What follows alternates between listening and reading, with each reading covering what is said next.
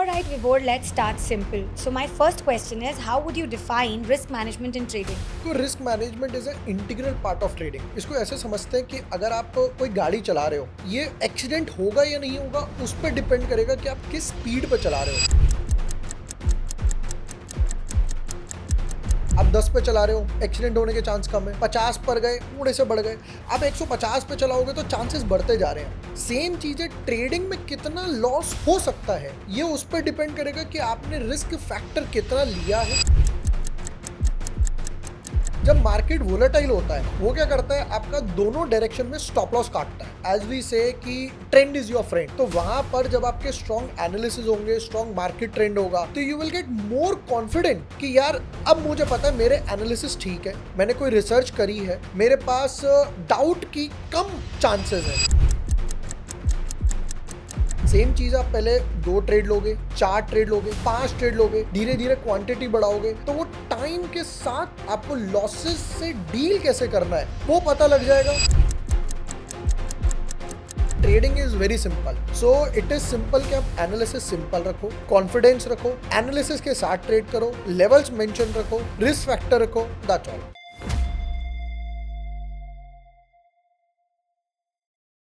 Hello everyone, welcome to another episode of Trade Chats with Vantage. Podcast जहाँ पे हम बात करेंगे everything related to trading, strategy से लेकर insights and everything about trading. और आज का हमारा टॉपिक कुछ ज़्यादा ही खास है and that's how to manage risk in trading. मैं हूँ आपकी host Shivangi on Trade Chats with Vantage series और आज के हमारे गेस्ट बहुत बहुत स्पेशल हैं. Come let's welcome Vibhor. Thank you. One of the leading traders in India. और मैं उनके बारे में क्या बताऊंगी, आई थिंक हमें उनसे ही सुन लेना चाहिए उन्होंने कितना कुछ अचीव कर लिया काफ़ी छोटी उम्र में. एम आई राइट विभोर? Thank you so much, and literally, I'm overwhelmed with your words. And I started this journey back in 2013. 2013 में I failed in CA. तो that was a turning point, वरना मे बी डेफिनेटली मैं भी शायद CA practice कर रहा होता या किसी जॉब वगैरह में होता, बट मैंने CA फेल किया। फिर उसके बाद I started learning the markets, धीरे धीरे टर्मिनोलॉजीज वगैरह सीखा। 2016 तक तो एज आई सेड कि मैं सिर्फ इक्विटी वगैरह ही ट्रेड किया। फिर उसके बाद I started learning FNOs, futures, options. At the age of 22, I got a SEBI license as well. Probably India is one of the youngest. So फिर उसके बाद I started imparting the knowledge as well. फिर धीरे धीरे India में digital boom आ रहा था, तो हम लोगों ने भी Twitter, YouTubes, and I started exploring everything as well. Back then पहले मैं ये सोचता था कि यार ये टीवी पे जाते कैसे हैं, मतलब इनको कांटेक्ट वगैरह कैसे करें। बट व्हेन यू ग्रो, तो फिर जब सामने से कॉन्टैक्ट्स वगैरह आते हैं कि यार आप फिर मैं CNBC पर भी गया। लगातार मैंने 8 बार खिलाड़ी नंबर 1 जीता वहाँ पर। वहाँ पे एक it's a kind of competition between the 3 traders for a week as well. फिर उसके बाद मैं ET नाउ पे भी गेस्ट लेक्चरर के लिए गया, मनी कंट्रोल पे भी गया, and different podcast series, and that is how the journey have been. I think God had some big plans for you, and that's the reason you're here today. Thank you Thank so you. much. It's our pleasure to have you and host you on this wonderful podcast. Guys, आज का जैसे कि हमारा topic बहुत special है, how to manage risk in trading, तो ज़्यादा wait नहीं करेंगे, फटाफट से कुछ क्वेश्चंस की ओर बढ़ते हैं बिकॉज मेरी लिस्ट काफ़ी लंबी है विबोर. सो आई होप आप सारे क्वेश्चंस हम सबको बता के जाएंगे एंड हमारे ऑडियंस के लिए काफ़ी यूजफुल रहने वाला है. So guys stay till the end, we have a lot coming for you. Alright, Vibhor, let's start simple. So, my first question is how would you define risk management in trading? तो risk management is a integral part of trading. इसको ऐसे समझते हैं कि अगर आप कोई गाड़ी चला रहे हो, ये एक्सीडेंट होगा या नहीं होगा उस पर डिपेंड करेगा कि आप किस स्पीड पे चला रहे हो। आप 10 पे चला रहे हो, एक्सीडेंट होने के चांस कम है। 50 पर गए, थोड़े से बढ़ गए। आप 150 पे चलाओगे तो चांसेस बढ़ते जा रहे हैं। सेम चीज़ है, ट्रेडिंग में कितना लॉस हो सकता है ये उस पर डिपेंड करेगा कि आपने रिस्क फैक्टर कितना लिया है। आपने कोई बंदा है जो सिर्फ ब्लू चिप्स में पैसा डाल रहा है, रिस्क कम है, रिटर्न्स भी कम है। कोई बंदा जो मिड कैप में डाल रहा है, थोड़ा सा रिस्क बढ़ गया, रिटर्न्स बढ़ गए। कोई बिल्कुल ही डाल रहा है पेनी स्टॉक में, तो आप देखोगे 2 रुपए का स्टॉक 20 भी जा सकता है, बट क्योंकि वो पेनी है तो जीरो हो सकता है, डीलिस्ट हो सकता है, रिस्क फैक्टर बढ़ गया। तो risk management is one of those part कि अगर आप कोई भी सोच भी रहे हो कि मुझे ट्रेडिंग करनी है, अभी आपने सौदा नहीं डाला, तो आपको रिस्क मैनेजमेंट पहले सोचना पड़ेगा, फिर आप कोई स्क्रिप्ट सोचोगे, फिर आप मार्केट ट्रेंड देखोगे, फिर आप क्वांटिटी की तरफ आओगे। आपको पता है कि आप कितने पानी में जाने वाले हो। Interesting. Very nice. How does strong market analysis naturally help improve risk management? Strong market analysis बोला जाए या स्ट्रॉन्ग मार्केट ट्रेंड बोला जाए, आपको पता है आप एक हाईवे पर गाड़ी चला रहे हो, क्योंकि हमने स्टार्टिंग इस चीज़ से करी कि हम एक गाड़ी का एग्जांपल ले रहे हैं। आपको पता है गाड़ी अच्छी स्पीड में चलेगी और आई शुड से एक फ्लो में चलेगी, बट जब आप गलियों में जा रहे हो, कभी कोई कहीं से निकल कर आ रहा है, सामने से कोई निकल कर आ गया। जब मार्केट वोलेटाइल होता है, वो क्या करता है, आपका दोनों डायरेक्शन में स्टॉप लॉस काटता है। ऊपर भी गया, स्टॉप लॉस काट दिया, नीचे भी गया, स्टॉप लॉस काट दिया। बट जब मार्केट एक ट्रेंडिंग मूव में चल रहा है, तब आपको पता है कि आप एक फ्लो में चल रहे हो, एज वी से कि ट्रेंड इज योर फ्रेंड। तो वहां पर जब आपके स्ट्रॉन्ग एनालिसिस होंगे, स्ट्रॉन्ग मार्केट ट्रेंड होगा, तो you will get more confident कि यार अब मुझे पता है मेरे एनालिसिस ठीक है, मैंने कोई रिसर्च करी है, मेरे पास डाउट की कम चांसेस है। तो वहां पर आपको रिसर्च करनी ही पड़ेगी, और मल्टीपल पैरामीटर्स आप चूज कर सकते हो अपने एनालिसिस के लिए। यार आई एम श्योर हमारे ऑडियंस को ये वाला जो आपने पॉइंट एग्जाम्पल दिया ना गाड़ी वाला, I think they really relate to it and it's going to help them a lot. इसी के चलते मेरा नेक्स्ट क्वेश्चन रेडी है आपके लिए. You have been training for so long. How do you manage losses? देखो, लॉसेस तो आगे भी होंगे। आप कोई भी स्ट्रैटेजी पिक करके चल लो कि there is no holy grail in the market. As you spend more time in market ना, तो आपको एक आइडिया लग जाता है कि एक लॉस होगा, दो लॉस होगा। बट जब आप एक ट्रेंड में होगे, जैसा अभी हम लोगों ने लास्ट क्वेश्चन में बात करी, तो वहां पर आपको आइडिया लग जाता है वो सारे प्रीवियस एक्यूमुलेटेड 2 3 4 5 अगर सीरीज भी बनी लॉसेस की, तो वो सब रिकवर हो जाएगा। इसमें बेस्ट पार्ट क्या है, आपने जितना टाइम दिया मार्केट को कि मुझे क्या इंडिकेटर प्लॉट करने हैं या एडुकेशन क्या लेनी है, तो वो टाइम के साथ आपको लॉसेस से डील कैसे करना है वो पता लग जाएगा। यू विल गेट कॉन्फिडेंस कि यार चलो आज लॉस हुआ है, you have trust in your self and your analysis कि हाँ कल ये पार्ट रिकवर हो जाएगा।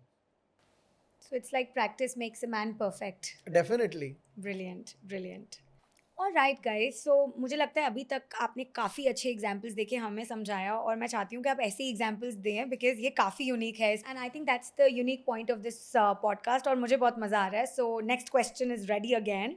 Do you think traders often over analyse and still and up making unnecessarily risks, and how can they balance analysis and action?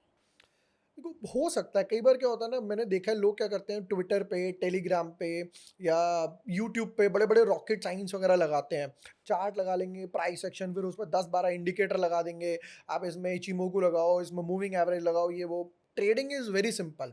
आप price section लो, एक दो support के लिए अगर आपको इंडिकेटर लगाना है, वॉल्यूम लगा लिया आपने, या अगर आपको आरएसआई वगैरह लगाना है, कहाँ ओवरबॉट जोन है, ओवरसोल्ड, कोई भी एक दो indicator. It is simple as the PhD. आप पहले बेसिक्स करते हो, that is like a bachelor degree in college. फिर आप उसको थोड़ा सा एनहांस करते हो, आप एमबीए करते हो या तो मार्केटिंग में, फाइनेंस में, एचआर में, बैंकिंग वगैरह में। फिर आप फाइनली पीएचडी पर पहुंचते हो, जहां पर आपके पास सिर्फ एक ही प्रोजेक्ट है पूरे 3 साल के लिए। That is the same case as trading. आप पहले आओगे, आप पहले सब कुछ सीखने का सोचोगे, धीरे धीरे आपको समझ आएगा सब कुछ की जरूरत है ही नहीं, जरूरत है सिर्फ थोड़ी सी चीज की। फिर और जब 5 साल 10 साल डाउन द लाइन आप पता करोगे कि यार ये चीजें मेरे लिए काम कर रही है, you have to master it with every end. It is not necessary कि मैं 10,000 चीज सीखूं, इट इज इंपॉर्टेंट एक चीज सीखूं पर 10,000 बार उसको प्रैक्टिस करूं। That is the case. तो आप प्राइस सेक्शन पे फोकस करो, 2 बार 4 बार 10 बार, एक दो इंडिकेटर लगा लिए जैसे हम लोगों ने डिस्कस करा।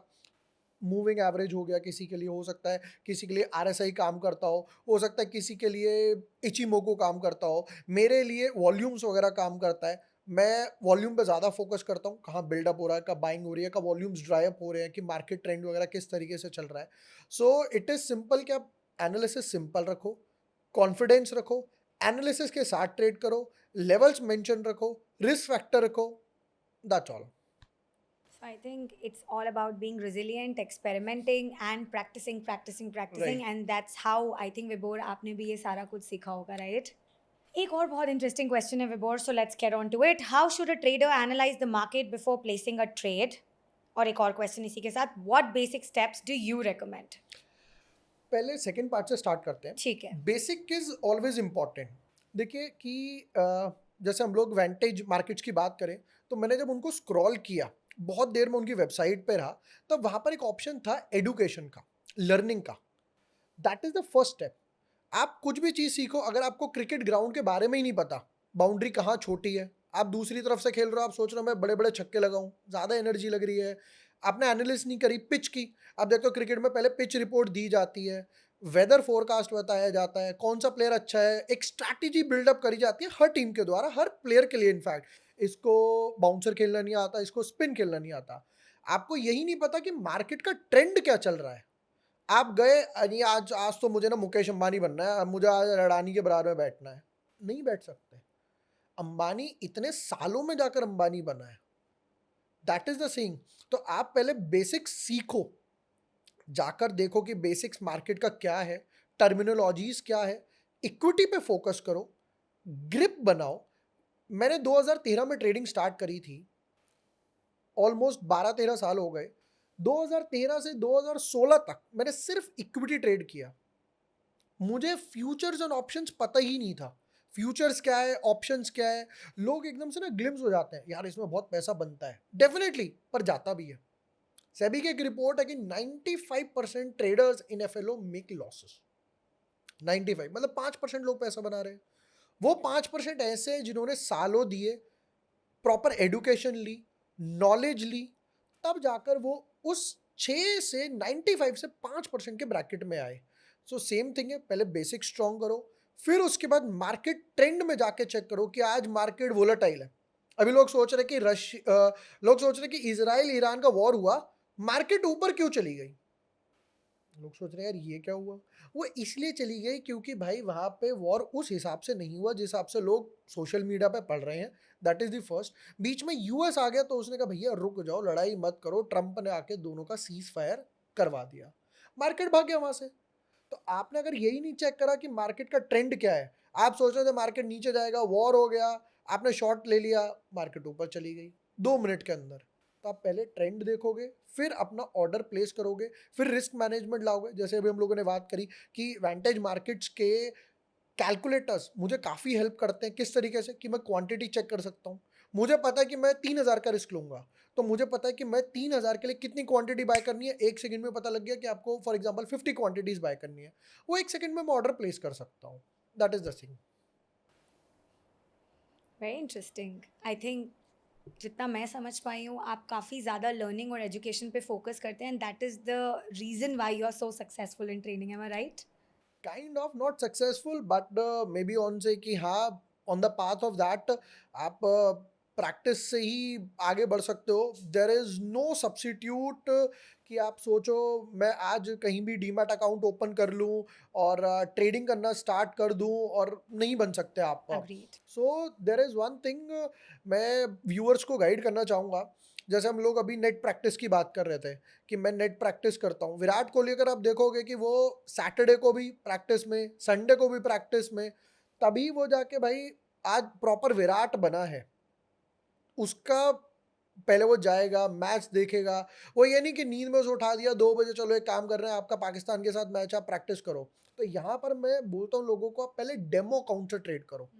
आप ये मत करो कि मैं सीधा मम्मी से पॉकेट मनी ले लिया, कहीं से भी आपने पैसे कमाए, 1 लाख 2 लाख जॉब से कमाए थे, या आपकी सेविंग्स वगैरह थी, एफडी का पैसा टूट कर आया था, तो आपने सीधा 5 लाख रुपए मार्केट में डाल दिए. वो 100% जीरो होगा ही होगा, क्योंकि आपने उस पैसे की वैल्यू नहीं करी. आपको यही नहीं पता कि मार्केट के चीज़ क्या है. Market it's not about speculation, it's about business. तो वेंटेज मार्केट्स के पास एक बेस्ट पार्ट क्या है कि वहाँ पे एक डेमो अकाउंट का ऑप्शन है. वहाँ पर आप अपना डेमो अकाउंट ओपन करोगे, जहाँ पे आपका कोई भी 1 रुपया भी रियल नहीं लगेगा. मान लेते हैं आपने वहाँ पे डाला कि भाई मुझे 1 लाख से ट्रेडिंग करनी है, बट वो डेमो अकाउंट है, आपने ये बाय करा, ये सेल करा, तो वहाँ पे रियल फ्लक्चुएशन जो होती है ना, तब आपके इमोशंस निकल कर आते हैं कि यार मेरा पैसा लॉस तो नहीं कर रहा, कहीं ये पैसा पूरा तो नहीं चला जाएगा, यार एक काम करता हूँ यहाँ पोजीशन काट लेता हूँ. तब आपको पता चलता है कि मार्केट में ग्रीड क्या है, फियर क्या है, इमोशंस की वैल्यू क्या है, पैसे को बैलेंस कैसे करना है, रिस्क मैनेजमेंट कैसे करना है, डाइवर्सिफिकेशन करना है कैसे. तो आप पहले डेमो अकाउंट से स्टार्ट करो. 1 महीना 2 महीना प्रैक्टिस हो गई, अब आपको लग रहा है कि हाँ यार मैं थोड़ा सा कॉन्फिडेंट हूँ, अब आप रियल अकाउंट पे आ जाओ। 10,000 से, 15,000 से, 20,000 से, फिर आप धीरे धीरे अपना फ्लो बढ़ाओगे, क्वांटिटी बढ़ाओगे, मल्टी एसेट्स वगैरह में जाओगे, गोल्ड में जाओगे, क्रिप्टो में जाओगे, फॉरेक्स में जाओगे, इक्विटी में जाओगे, एफएनओ में जाओगे, तब आपको इन 5 में से पता चलेगा कि आपके लिए बेस्ट क्या काम कर रहा है। कई लोग हैं जो सिर्फ क्रिप्टो ट्रेड करते हैं, कई लोग हैं जो सिर्फ फॉरेक्स ही ट्रेड करते हैं। मैं इक्विटी पे ज़्यादा फोकस करता हूँ, मैं गोल्ड को एज अ इन्वेस्टमेंट ज़्यादा लेता हूँ रादर देन कमोडिटी ट्रेडिंग के पर्पज से। So that is the next step. Demo account से स्टार्ट करो, धीरे धीरे पानी को टेस्ट करो, and then proper swimming start करो।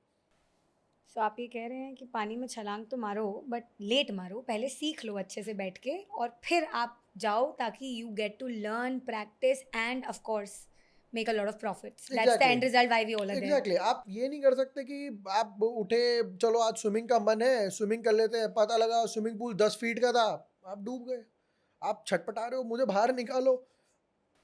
Right right right. काफ़ी काफ़ी बहुत ही एप्ट आंसर था। आई एम श्योर हमारी ऑडियंस को भी काफ़ी रिलेटेबल और पसंद आया होगा। Thank you.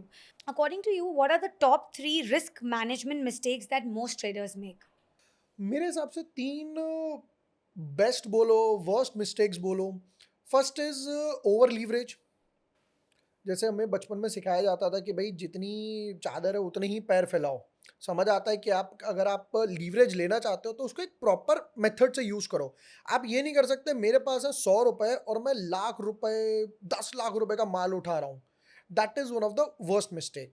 तो यहाँ पर क्या है, वेंटेज मार्केट के पास लीवरेज का ऑप्शन है और वो आपको बताता रहता है कि भाई आप लीवरेज एक्सीड कर रहे हो, वहाँ पे न जाते रहते हैं। उससे भी बेस्ट पार्ट है कि आपको पता लगता रहता है कि आपका रिस्क कितना बढ़ता जा रहा है उसका percentage wise. Second, risk management से रिलेटेड मिस्टेक बोली जाए तो दैट इज एवरेजिंग। सपोज करते हैं कि आपने कोई ट्रेड लिया, आपने आज रिलायंस बाय कर लिया, बाय करा 1500 रुपए के आसपास। मार्केट में न्यूज आ गई वॉर की, क्रैश की, कुछ भी, सीज फायर वायलेशन, ये वो हो गया। अब ये रिलायंस नीचे आ गया। अब मान लेते हैं रिलायंस आ गया 1450 के आसपास, तो 50 रुपए पर शेयर के हिसाब से आप 3% 4% के आसपास लॉस में हो। ये और नीचे चला गया, आपने और एक्यूमुलेट कर लिया। ये और नीचे चला गया, आपने और एक्यूमुलेट कर लिया। अरे मुझे पैसा कमाना है, अब कंपनी का मालिक थोड़ी बनना है। लोग क्या करते हैं, अब सोचो यस बैंक कहीं 400 पे ट्रेड कर रहा था, अभी 15-20 रुपए के आसपास पड़ा हुआ है। किसी ने 400 पे बाय करा, फिर 50% 200 पे बाय करा, फिर और 50% 100 पे बाय करा, फिर 50 पे। आपको स्टॉक में उतना ही एलोकेशन देना है जितना आपको लगता है कि 5% हो, 7% हो of your capital. Over allocation नहीं होना चाहिए। एंड थर्ड इज कि लोग स्टॉप लॉस नहीं रखते। लोग क्या सोचते हैं, एक फॉर इंस्टेंस बताता हूँ, तो मेरा एक दोस्त है, उसने ट्रेड ले लिया। मैंने उसको बोला यार स्टॉप लॉस वगैरह तो डाल दो इसमें। तो कहता है अरे कोई टेंशन नहीं है, जो होगा देखा जाएगा। ओके, मार्केट गिर गया, मैंने उससे पूछा भाई क्या हाल है, कह रहा है यार जो अब हो रहा है वो देखा नहीं जा रहा। क्योंकि स्टॉप लॉस आपने रखा नहीं, वर्टिकल फॉल आएगा। तो keeping the stop loss is important. Vantage market का बेस्ट पार्ट क्या है कि वहाँ पर आपको ना स्टॉप लॉस के लिए, आप जब ऑर्डर ले रहे हो तो आप उस टाइम स्टॉप लॉस भी लगा सकते हो। तो आपको पता है कि अगर मैं सिस्टम के सामने नहीं भी हूँ, कोई टेंशन नहीं है। या आप जीटीटी लगा सकते हो। सपोज है कोई बंदा जो जॉब पर जाता है, सुबह 9:15 पे उसने देखा मार्केट खुल गया है और उसने बढ़िया से एक ट्रेड वगैरह 9:30 के आसपास ले लिया। अब एक ऑप्शन है, या तो आप बार बार देखते रहो, अरे यार स्टॉप लॉस तो नहीं लगा, अरे यार लॉस तो नहीं आ गया, लॉस। ना आप अपना काम कर पाओगे, ना आप ट्रेडिंग कर पाओगे। आप दो नाव में सवार हो गए। आपने बाय करा रिलायंस 1500 पे, आपका स्टॉप लॉस है मान लेते हैं इंट्राडे के हिसाब से 1490 का। उसी टाइम आप स्टॉप लॉस लगा सकते हो। स्टॉप लॉस लगाया, आप अपना बाकी जॉब पर चले गए, बिजनेस पर चले गए, काम करने चले गए। तो फर्स्ट जैसा मैंने बताया कि भाई leverage, second is average, and third is keeping the stop loss. I think last वाला बहुत इंपॉर्टेंट है। काफ़ी लोग इसको बहुत ऐसा समझते हैं कि नीडेड नहीं है, बट आई थिंक आपने एक बहुत अच्छा एग्जाम्पल देके समझाया और वो बहुत ही रिलेटेबल एग्जाम्पल था, क्योंकि हम सब उसको कनेक्ट कर पा रहे हैं। और राइट, तो अभी तक हमने रिस्क मैनेजमेंट के मिस्टेक्स के बारे में बात किया। अभी मुझे ये समझना है that how important it is to set a stop loss and should every trader have them? देखो इसको ऐसे समझते, स्टॉप लॉस इसका मतलब क्या है, स्टॉप द लॉस, अपने लॉस को रोकना। सपोज करते हैं आपने कोई भी ट्रेड लिया, अब नोबडी नोज, हाँ आपके एनालिसिस है तो आप बोल सकते हो कि भाई फ्लिपिंग द कॉइन से बेटर है, हेड आएगा या टेल आएगा, 50-50% चांस है। बट अगर आपने एनालिसिस किए हैं तो आपको पता है कि प्रोबेबिलिटी ऊपर जाने की ज़्यादा है। 70% मान ले तो ऊपर जाने की, 30% नीचे जाने की है, राइट, कहीं भी जा सकता है। अब मान लेते हैं आपके डायरेक्शन में मूव करना स्टार्ट कर गया, बहुत बढ़िया, आपको अच्छी फील आ रही है यार, मैं ही जीत रहा हूँ, अपू नीचे भगवान है, राइट, ऊपर जाना स्टाइल।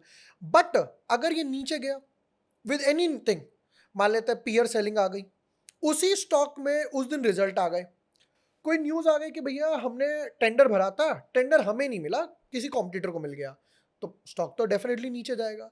कहाँ तक नीचे जाएगा? 1490 पे रुकेगा, 1480 पे रुकेगा, 1450 पे रुकेगा, 1400 पे जाएगा। अभी जैसे इंडसइंड बैंक में क्रैश आया, तो अब सोचो किसी ने इंडसइंड बैंक ले रखा है 800 रुपए के आसपास, धीरे धीरे धीरे धीरे नीचे जा रहा है। तो आपको पहले ये चेक करना है कि हर बंदे की अलग रिस्क एपेटाइट है। आप और मैं शादी में गए, आपने सिर्फ स्टार्टर्स खाए, मैंने मेन कोर्स भी खाया, इन्होंने ड्रिंक्स भी पी ली, उसके बाद इन्होंने, तो सबकी अलग एपेटाइट है। सेम चीज़ है, आपकी कैपिटल अलग है, रिस्क एपेटाइट अलग है, गोल्स अलग है। मुझे सिर्फ पैसिव इनकम चाहिए, मेरा गोल है कि मुझे एक्टिव इनकम भी चाहिए, इनका गोल है कि मुझे एक्टिव भी चाहिए, पैसिव इनकम भी चाहिए, और पैसा मेरे पास अच्छा खासा है। तो सबके गोल्स अलग हो गए, सबकी रिस्क एपेटाइट अलग हो गई, इनफैक्ट सबका I should say allocation, risk management अलग हो गया। कोई बंदा हो सकता है जो बोलता है कि भैया मैं दिल्ली से गुड़गांव 2 घंटे में आऊँगा, गूगल मैप दिखा रहा है। हो सकता है कोई स्लो ड्राइवर हो, वो और 2 घंटे 15 मिनट ले, कोई हो सकता है 1.5 घंटे में ही पहुंचा दे कि जितने चालान कटेंगे, अरे कोई टेंशन नहीं है, आने दो चालान, बाद में देख लेंगे। तो यही चीज़ है स्टॉप लॉस के साथ, लगाना तो आपको पड़ेगा। 2% का लगाओ, 4% का लगाओ, 10% का लगाओ। एक और एग्जांपल देता हूं मैं, जेंसॉल का एग्जांपल है। ब्लू कैब चलती थी, 800 रुपए पे शेयर था। आप गेस करोगे आज उसका प्राइस कितना होगा? Take a guess. 1 महीने पहले 800 था, अभी कितना होगा? 60 रुपीज ओनली। जेंसॉल के प्रमोटर ने फ्रॉड किया। अब सोचो, आपने जेंसॉल ले रखा है, मैंने जेंसॉल ले रखा है, इन्होंने भी जेंसॉल ले रखा है, प्रमोटर ने फ्रॉड कर दिया, तीनों ने हमने न्यूज़ पढ़ी। आपने कहा कि चल हो सकता है रिकवर हो जाए, मैंने कहा यार मुझे ना ये न्यूज़ बड़ी लग रही है, प्रमोटर से रिलेटेड है, मैं 700 रुपए पे निकल गया, यानी 100 रुपीज पर लॉस मुझे हो गया। आपने कहा हो सकता है और रिकवर हो जाए, आप 500 पे निकले, ये बंदा अभी तक बैठा हुआ है, पूरा कैपिटल गया। तो आप ये समझ के चलो, जब जब स्टॉप लॉस कट रहा है तो आपका प्रॉफिट तो जा ही रहा है, जो अपॉर्चुनिटी आ सकती थी, प्लस आपकी कैपिटल से पैसा जा रहा है, रिकवर करने में टाइम लग रहा है। अगर मेरे पास 100 रुपए हैं और मुझे सिर्फ 10 रुपए का लॉस हुआ, तो मेरे पास अभी 90 रुपीज बचे, और अगर मुझे वापस से 100 बनाने हैं तो मुझे 11% चाहिए। बट अगर मेरे पास 100 रुपए हैं और मुझे 90 रुपीज का लॉस हुआ, मतलब मेरे पास सिर्फ 10 रुपए बचे, और अगर मुझे 10 से 100 बनाना है तो मुझे 900% गेन्स चाहिए। तो 900% गेन्स नहीं बनेगा क्योंकि आपने स्टॉप लॉस नहीं रखा। तो स्टॉप लॉस रखना पड़ेगा, और दिमाग में नहीं, सिस्टम में रखना पड़ेगा। वेंटेज मार्केट का जब आप टूल यूज करते हो तो उस टाइम आपको स्टॉप लॉस डालने का ऑप्शन मिलता है, स्टॉप लॉस उस टाइम डाल सकते हो। तो जब आप स्टॉप लॉस डालोगे तो आपको पता लग जाएगा आपका रिस्क 2000 है, 3000 है, 4000 है। ये टूल्स हर ब्रोकर नहीं देता, बहुत इंपॉर्टेंट है। काफ़ी आई थिंक मार्केट्स बहुत इवॉल्व हो गए हैं, काफ़ी सब चीज़ें आ गई हैं ट्रेडर्स राइट, के लिए, एंड आई थिंक हम सबको उससे वाकिफ भी रहना चाहिए कि कितना कुछ मार्केट में इवॉल्व हो रहा है। Definitely. Okay, so how does proper position sizing help control risk and maximise potential rewards? Okay, बहुत अच्छा क्वेश्चन है। इसको ऐसे समझते हैं, सपोज करो आप एक जगह गए शादी में, जैसे भी हम लोगों ने डिस्कस करा, एक बंदा है उसको ना स्टार्टर्स पसंद आ गए, वो starter starter starter starter starter ही खाया जा रहा है, बाकी तो आपने चेक ही नहीं करा। क्या पता वो उससे बेटर हो सकता था। वो तो तब पता चलेगा ना कि जब आप बाकी चीज़ों में ट्रेड करोगे। हो सकता है कोई बंदा इक्विटी ट्रेड कर रहा है, उसने कभी कमोडिटी एक्सप्लोर ही नहीं करा, क्या पता कमोडिटी में उससे अच्छा पैसा बनता उस बंदे का। वो तब पता चलेगा जब आप 2 4 5 10 प्रॉपर ट्रेड लोगे, दैट टू प्रॉपर मैनेजमेंट के साथ। अब इसको और समझते हैं डेप्थ में। बंदा है, उसके पास 1 लाख रुपए है। अब आपके पास मल्टीपल ऑप्शंस क्या हो सकते हैं? 1 लाख रुपए एक स्टॉक में डाल दिए, बढ़िया भैया, अडानी की कंपनी है, ऊपर ही जाएगी, गवर्नमेंट के कॉन्ट्रैक्ट्स मिल रहे हैं, मुंबई एयरपोर्ट अडानी के पास है, अहमदाबाद एयरपोर्ट अडानी के पास है, राइट, मुंद्रा एयरपोर्ट है, भैया अडानी में पैसा डाल दिया। This is first option. दूसरा ऑप्शन, आप 2 स्टॉक में डाल सकते हो, 50-50 कर लिया, 60-40 कर लिया, 80-20 कर लिया। तीसरा ऑप्शन, आप 3 स्टॉक में डाल सकते हो, 4 स्टॉक में डाल सकते हो, 25-25-25-25, एक अंबानी का ले लिया, एक अडानी का, एक टाटा का ले लिया, एक कोई बिरला वगैरह का ले लिया, चालो बढ़िया कंपनी है, पैसा तो बनाकर देंगी लॉन्ग टर्म होराइजन में। दूसरा ऑप्शन है 5 स्टॉक ले सकते हो। तो ये डिफरेंट डिफरेंट एलोकेशन हो रही है। अब इसमें एक चीज समझते हैं, हम 5 लोग बैठे रूम में, आपने लिया एक स्टॉक, मैंने लिया 2, इन्होंने लिया 3, इन्होंने लिया 4 और इन्होंने लिया 5, ठीक है। एक स्टॉक डिफॉल्ट कर गया, आपके तो पूरे पैसे गए। वो ही नसीब में यार मैं एक स्टॉक लेता हूं वही गिर जाता है, तो आपकी पूरी कैपिटल गई, मेरी 50% गई, इनकी क्योंकि 3 स्टॉक थे 33 गई, उनकी 25 गई, उसकी सिर्फ 20% ही गई, तो बाकी 4 स्टॉक कवर करके देंगे ना मुझे पैसा।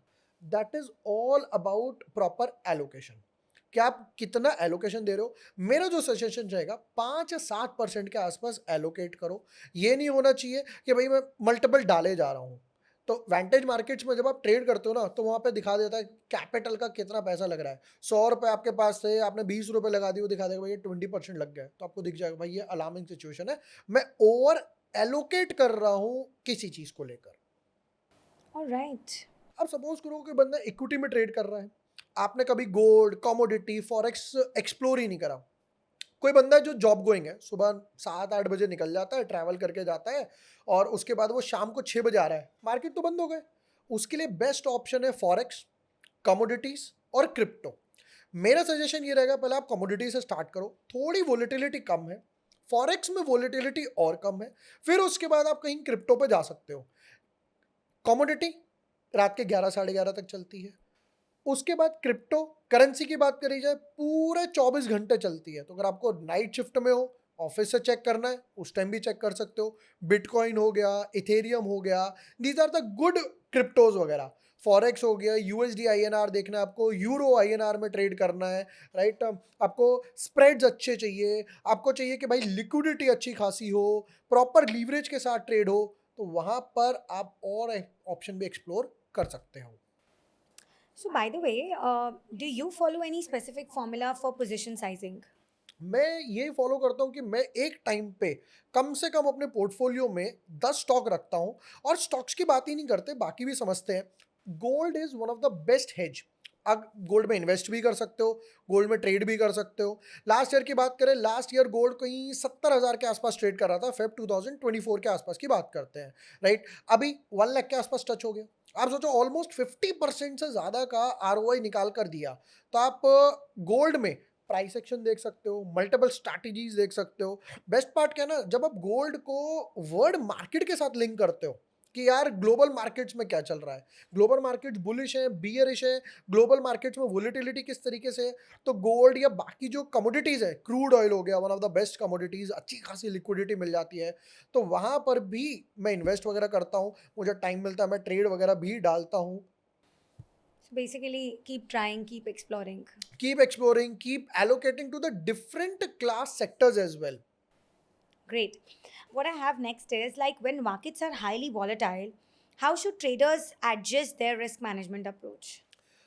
देखो जब मार्केट वोलाटाइल है तो एक चीज़ तो क्लियर है कि गाड़ी, और I should say market zigzag form में चल रहा है, ऊपर जाता है 100 पॉइंट, 80 पॉइंट नीचे आता है, फिर 100 पॉइंट ऊपर जाता है, 50-60 पॉइंट नीचे आता है।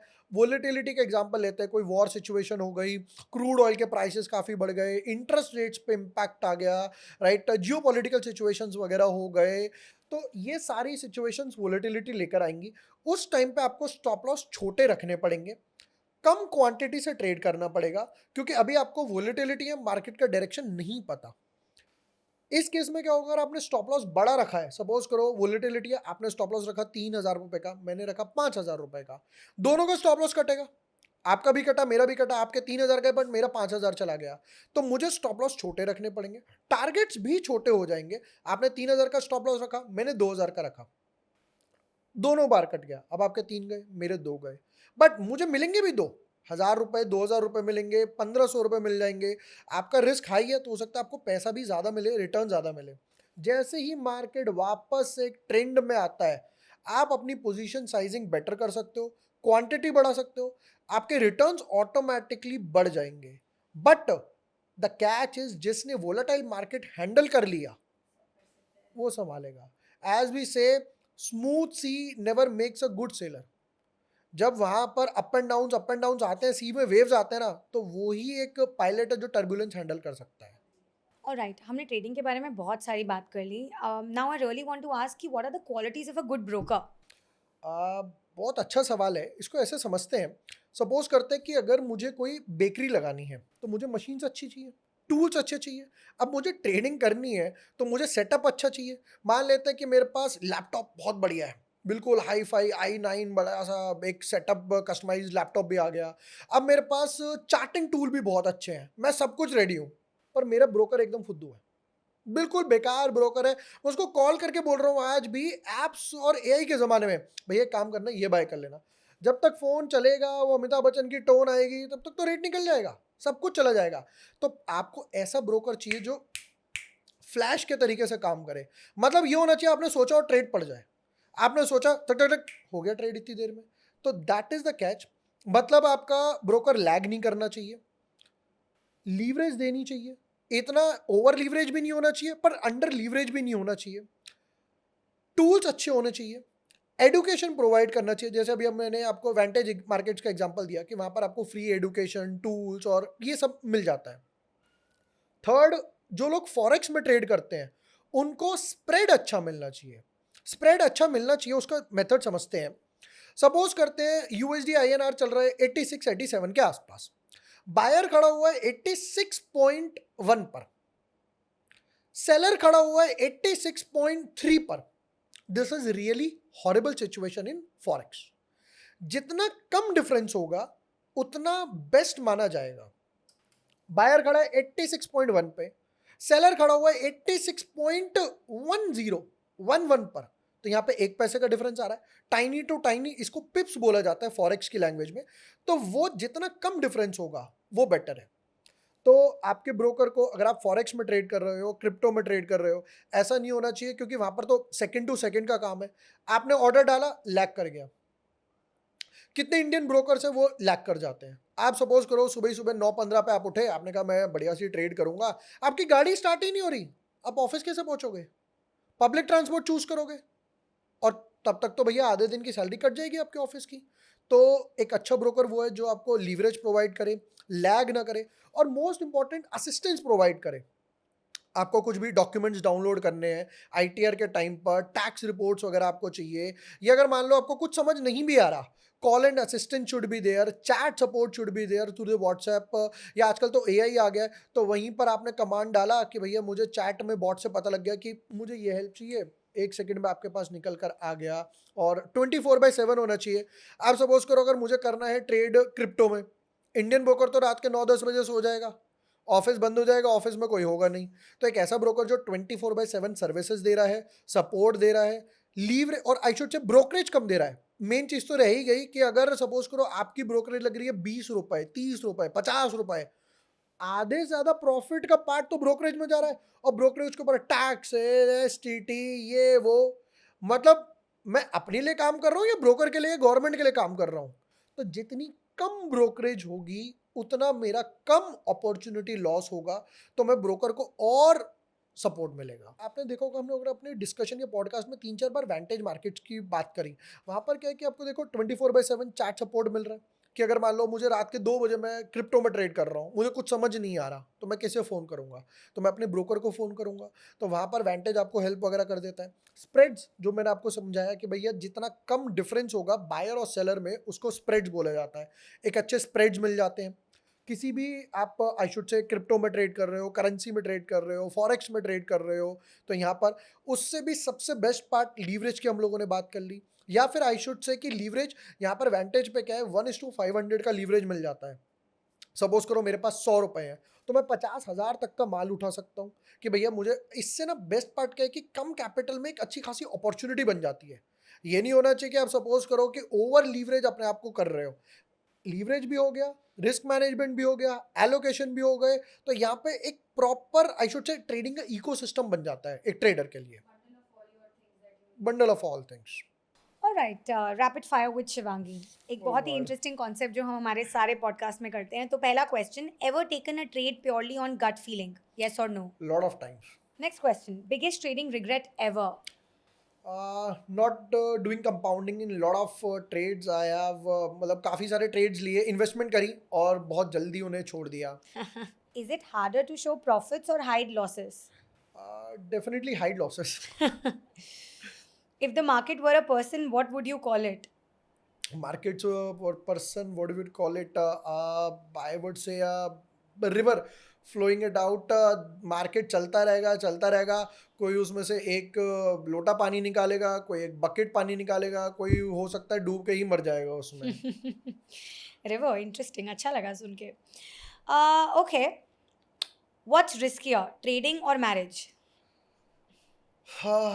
I would say divorce, not even marriage, not even trading, क्योंकि डाइवोर्स के बाद आपकी बीवी भी गई, आपका पैसा भी गया.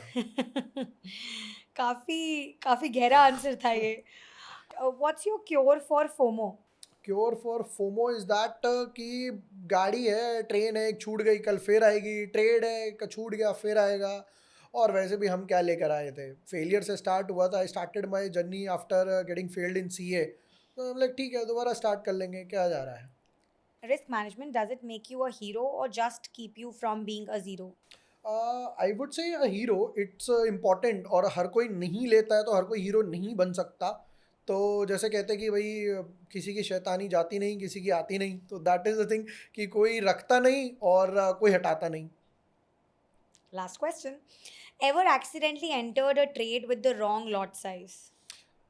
एक बार हुआ था, मुझे गोल्ड में ट्रेड करना था और मुझे नहीं पता था कि वहाँ पे नंबर ऑफ लॉट्स डालने होते हैं. गोल्ड का जैसे सपोज करो लॉट साइज है 10 का, तो मैंने उसको मल्टीप्लाई बाय 10 करके सोचा कि मुझे यहाँ पे इतना डालना है. और ग्रेस ऑफ गॉड उसी टाइम वो नीचे चला गया था. देन आई रिग्रेटेड आउट, मैंने कहा ये क्या हुआ, वो तो अच्छा है वो स्टॉप लॉस था, तो वो एकदम से कट के मैं बच गया. आई थिंक हमारे ऑडियंस को ये समझना चाहिए और जानना चाहिए that how important risk management is. I think आज का पॉडकास्ट उसी के अराउंड था एंड आप लोगों ने काफ़ी कुछ सीखा भी होगा. थैंक यू विभोर. आई थिंक आपके इनसाइट्स बहुत बहुत वैल्यूएबल थे. ये मैं नहीं, हमारी ऑडियंस भी ऐसा बोल रही है और मैं उनके बिहाफ पे ही आप तक ये मैसेज पहुंचा रही हूँ. Thank you so much for taking our time and being here in today's podcast. And guys, मैं आपको मिलूंगी नेक्स्ट एपिसोड में with more such informative content. Until then, happy learning.